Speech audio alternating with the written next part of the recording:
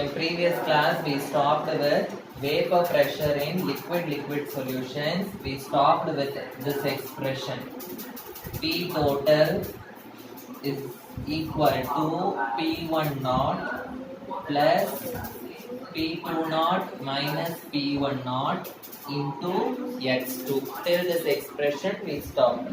Yes or no? So this is my Raoult's law. Okay. So today we will be continuing this. What are the conclusions I have obtained from Raoult's law? The conclusion obtained from Raoult's law. This we will be discussing now. Okay.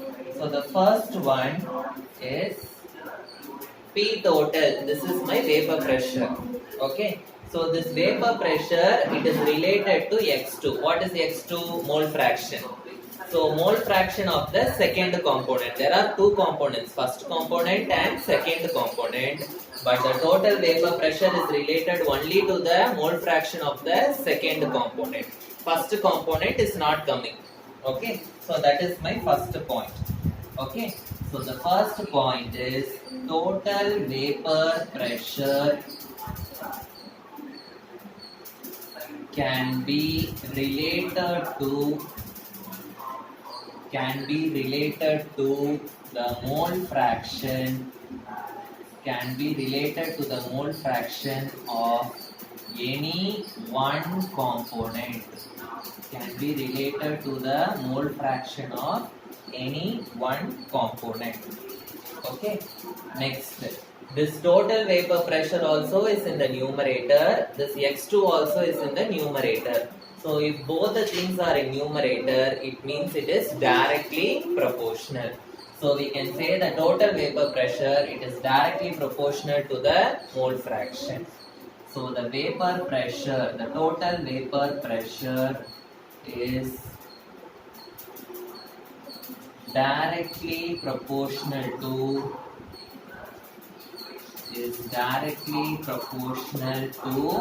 X2.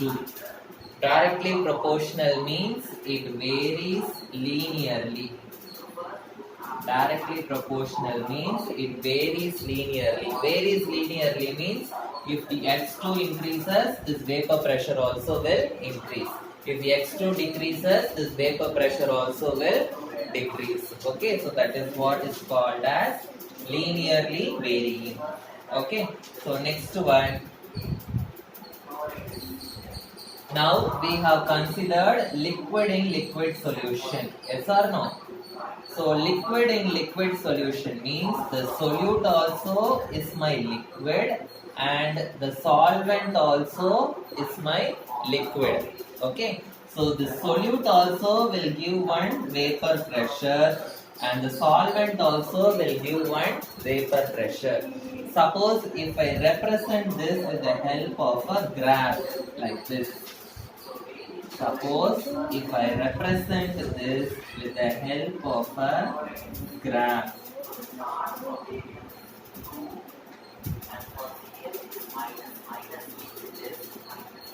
Okay, so in this I am taking my mole fraction X2. Okay, and in the y-axis I am taking my vapor pressure. Vapor pressure I am taking it in the y-axis and in x-axis I am taking the mole fraction. So I will be writing it as mole fraction. So for both the liquids I am going to draw the graph in the same graph. Okay. So first in this line, this mole fraction of the first component I am taking it as 1 and mole fraction of the second component I am taking it as 0. In this line I am taking mole fraction of first component as 0, mole fraction of second component as 1. Okay, so what will happen? So if I take X2 it is 0 here, it is 1. So it is increasing from 0 to 1. So mole fraction is increasing. So my vapor pressure also it will increase. Okay, because that is what I told. Yes or no? It is linearly proportional. So mole fraction is increasing from 0 to 1. So my vapor pressure also will increase. So for the first component, you see it is increasing from 0 to 1 this side. So vapor pressure also will increase this side. Okay, vapor pressure also will increase this side. This side mole fraction is increasing, vapor pressure also is increasing this side. So this will be my P2 naught, this will be my P1 naught. Okay, so if I join this P1 naught and P2 naught, this will be my P total. P total is equal to P1 plus P2. So this line will give you the information of the total vapor pressure. Understood? Now this X1 and X2, they are the mole fractions of the solute liquid and solvent liquids when they are in liquid phase. Liquid phase means when they are in liquid state. This will be their mole fractions. When the liquid is changing into vapor, I am going to consider the mole fractions as Y1 and Y2. So what is Y1 and Y2? Y1 and Y2 are the mole fractions at vapor phase. Mole fraction at vapor phase. Okay. So P1 is equal to Y1 into P total. Okay. Similarly, P2 is equal to Y2 into P total. Okay. So from this formula, we can find out what is the mole fraction in the vapor phase. So P1 and P2 formula already we wrote in the previous class. P1 is equal to P1 naught into X1. P2 is equal to P2 naught into X2. These two formulae we already wrote in the previous class. So if we know the total vapor pressure and if we know the P1 and P2 value, we can find out what is the mole fraction in the vapor phase. So understood this? This is about the vapor pressure of the liquid in liquid solution. Okay, so the next one, Raoult's law is a special case of Henry's law. Raoult's law is a special case of Henry's law. So what is Henry's law we studied? Henry's law states that partial pressure is directly proportional to mole fraction.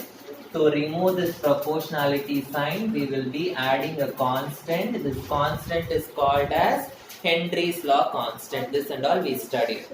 What is Raoult's law? Raoult's law, this P is equal to P1 naught into X1. Like that we studied. So instead of P1, I am generally writing it as P. So P is equal to P naught into X. So when I compare this 1 and 2, you can see in the place of P naught, I am having Henry's law constant. Okay.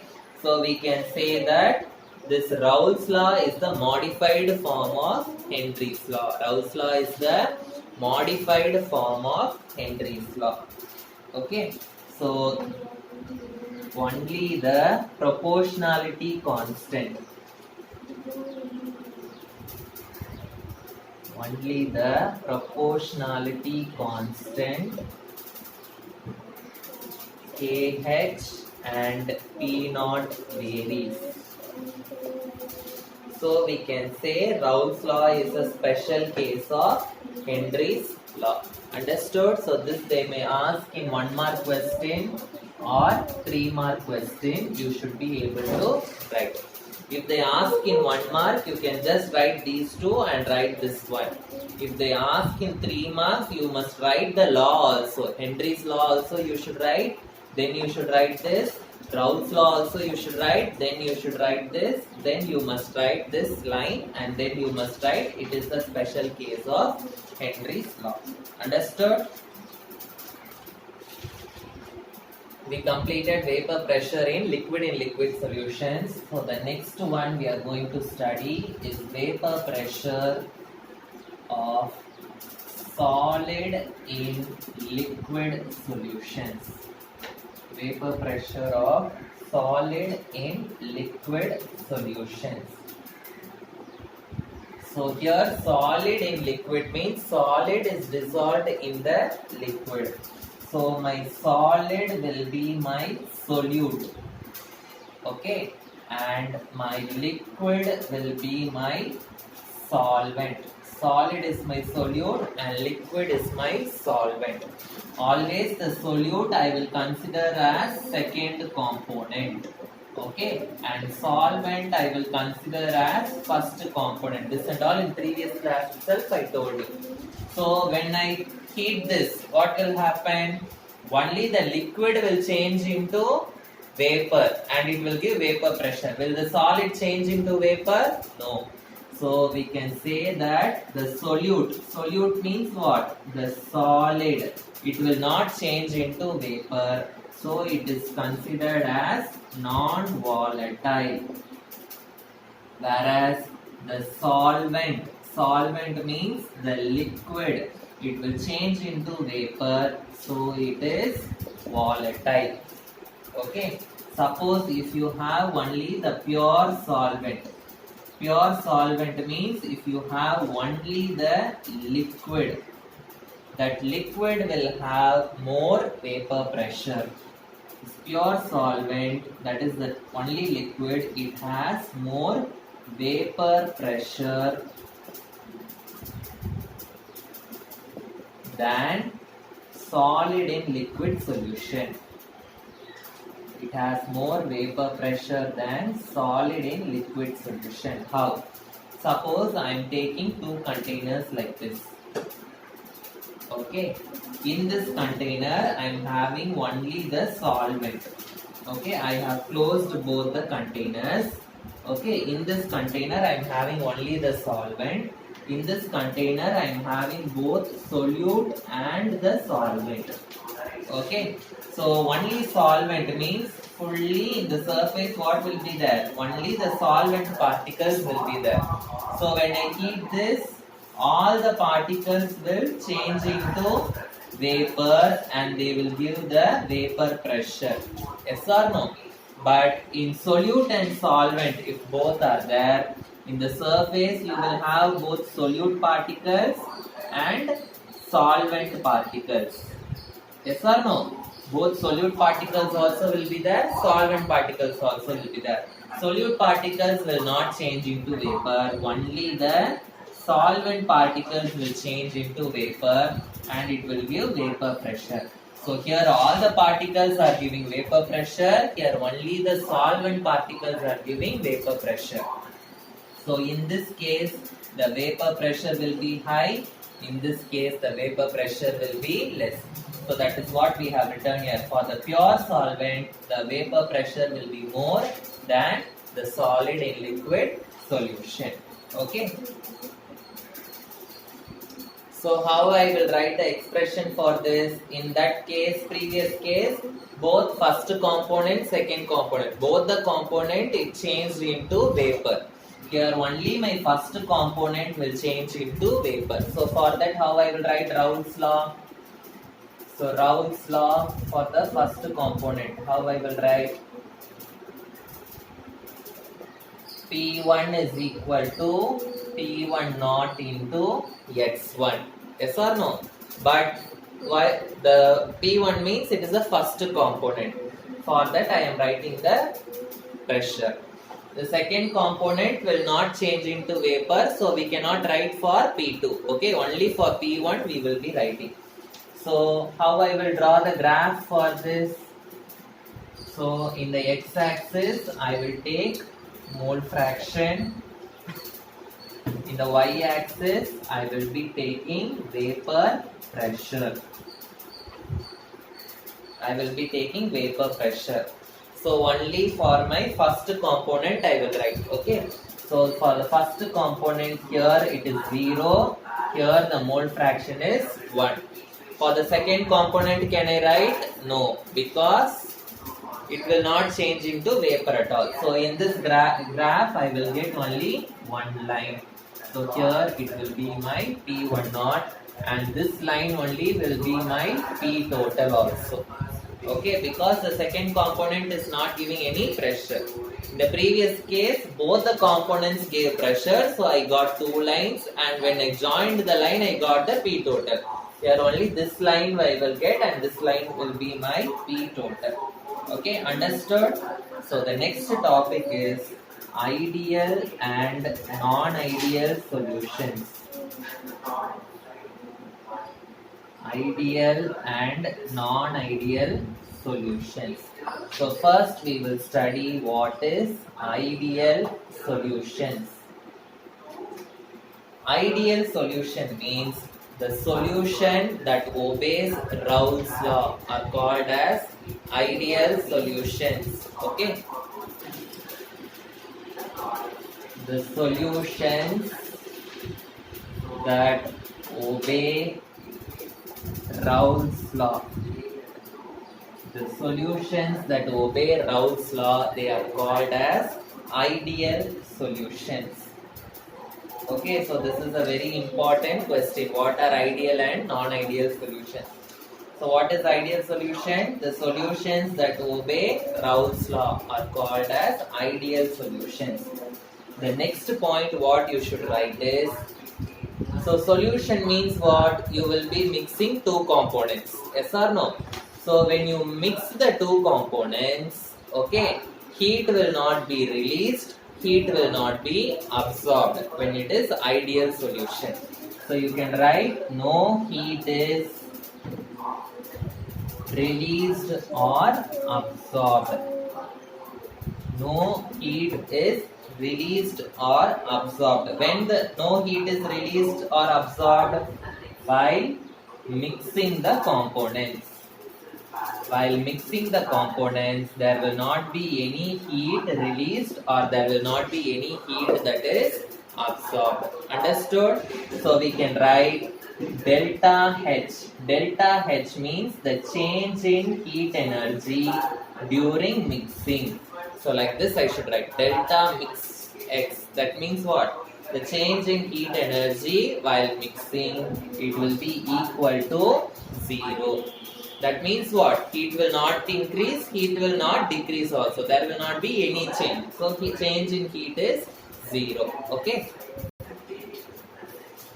So next one, there is no change in volume. No change in volume. Suppose if the solute is 5 ml and if the solvent is 5 ml I am mixing, then my solution will be 10 ml. So the 5 plus 5, it will become 10. It will not become 8 or it will not become 12 and all. So the volume will not change. The total volume will not change even when you mix. So how I can write that? The change in volume, delta V, when I mix, that will be equal to 0. So this is my ideal solution. So what are the ideal solutions? It will obey Raoult's law. Delta H should be equal to 0. Delta V should be equal to 0. Understood? So another category also we can say, in another way also we can explain this ideal solution. For example, I am going to take a solute A2 and I am going to take the solvent B2. When I mix this solute and solvent, I will be getting the solution AB. I will be getting the solution AB. A2 means what? A bond A. It will be like this. B2 means what? B bond B. It will be like this. AB means A single bond B. So this bond attraction, this bond attraction and this bond attraction all the attraction will be equal in ideal solution. In ideal solution, the attraction, what attraction we will call this? We will call this as intermolecular attraction.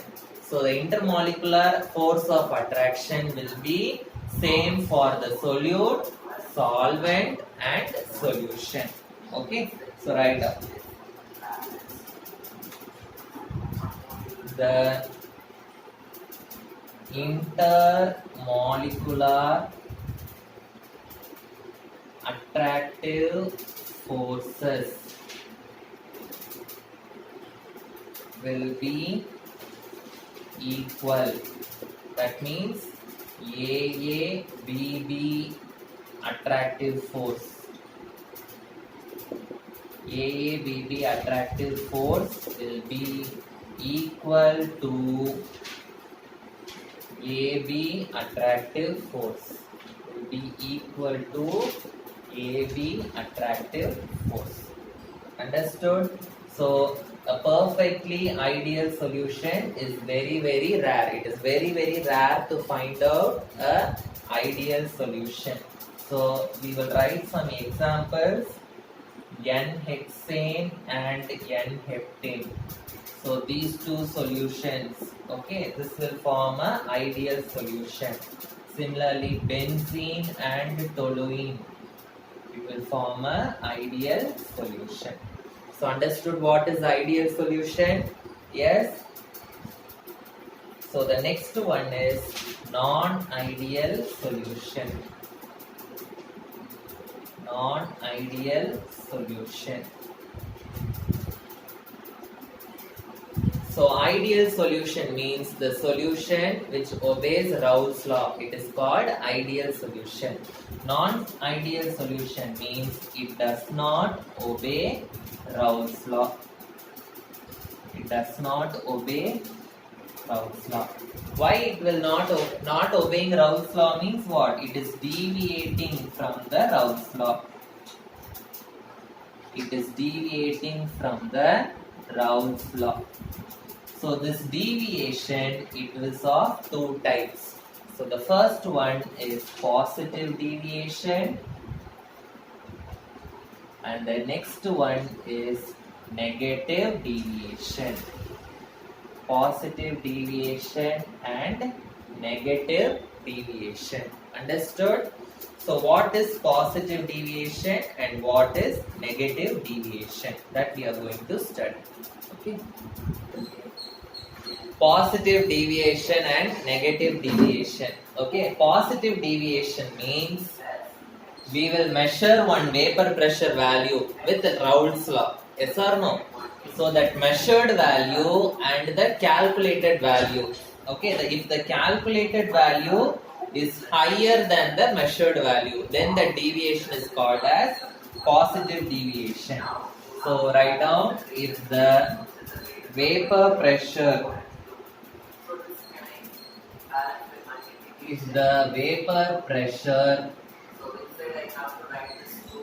calculated, so the vapor pressure which we are calculating, if it is higher than the value measured by Raoult's law, if it is higher than the value measured by Raoult's law, then it is called as what deviation? Positive deviation. Okay. So what will be negative deviation? If my calculated value is lower than the Raoult's law value. Okay. So write down on your own, if the vapor pressure calculated, if the vapor pressure which is calculated is lower than the measured value, okay, it is called negative deviation. It is called as negative deviation. Understood what is positive deviation and what is negative deviation? Fine. So now we must know we have found out what is non-ideal solution. Non-ideal solution means it will not obey Raoult's law. Not obeying Raoult's law means it will show either positive deviation or negative deviation. Okay. So I told you what is positive deviation and what is negative deviation. How this positive deviation and negative deviation are occurring. How this deviation occurs. Okay. So how this positive deviation and negative deviation occurs, this we will study in the next class. Okay. So I hope you understood all those things which I taught today. So the remaining things we will continue in the next class. Thank you.